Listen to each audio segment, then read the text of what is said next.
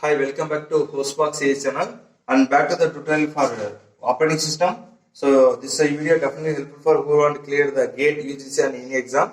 Let's go our topic today. Today we are going to discuss about the bounded buffer problem using the semaphore. How we are going to solve the problem using the semaphore concept. You know already what is semaphore? It's a variable, integer variable, and having the operation supported by the operation of wait and signal. So here generally there will be a classical problems arising when you go for concept of process synchronization. They are called bounded buffer problem, readers and writer problems, and followed by dynamic philosopher problem. Let's see the first one, bounded buffer problem.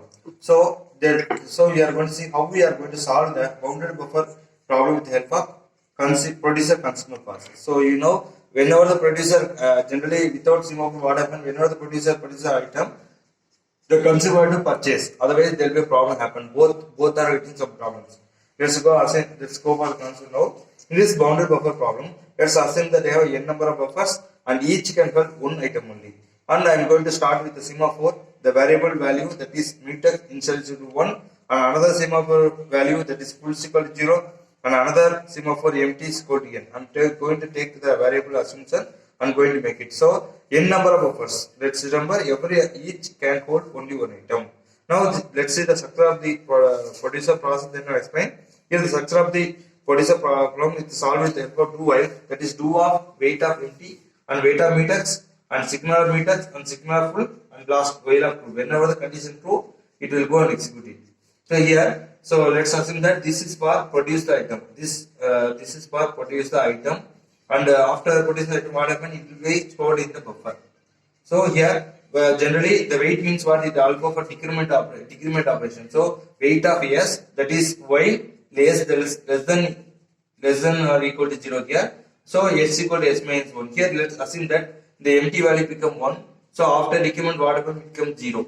Similarly, the weight of mutex, I am taking the operation here. Same, the mutex value is 0, 1. Again, it after decrement becomes 0.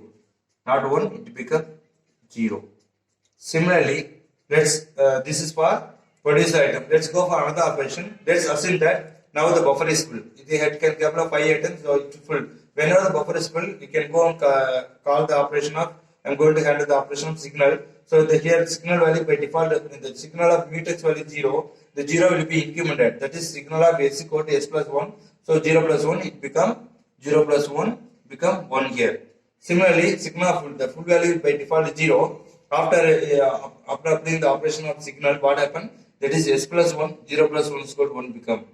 Like that will be that. Structure of producer process, producing the item. After we are going to store the item in the buffer. After once everything over, what happens? The consumer start to take the consumer start to pick the product, pick the item from the buffer.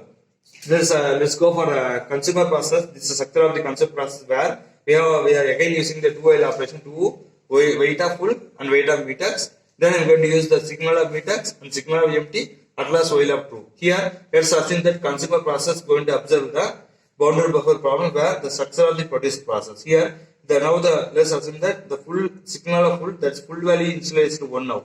So here what is you are getting after updating 1 only. So it become 1. So after when you call the weight operation, what happens? Go for the decrement operation. This is for decrement, that is S equal to 0, 1 minus, decrement operation, the 1 become S minus 1, that is 1 minus 1 becomes 0 here. 0 here. Similarly, the mutex, let's assume that mutex is 1, again it decremented. After decrementing, it becomes 0. And like that will be there. So this is, we are writing, again I am going to call the signal operation because we are going to, this is for the remove the item from the buffer. So once the producer produces the offer, it took the buffer. Again after that what happened? The consumer had to remove. Consumer had to pick the items after it become removed. For example, 5 items there. First time it removed by 1. After picking the another option, it become 3 and so on and so on. Then I am going to call the signal operation. Yes, when I call the, let's assume that the mutex value initially is 0 and the empty value initially is 0. So when I call signal operation, again you know what happened? Weight means decrement, signal means increment. So here it become 0 plus 1 after updating. And signal again I am calling the signal empty. Here also 0 plus 1 it become 1. And while after whenever the condition true, everything will executed. So we can easily solve the process synchronization problem with the help of bounded buffer. These are about the bounded buffer. We have checked with how do you solve with the structure of producer process and the consumer process. Remaining is in the upcoming session. Thank you for watching the video. Please kindly subscribe and support the channel. Thank you.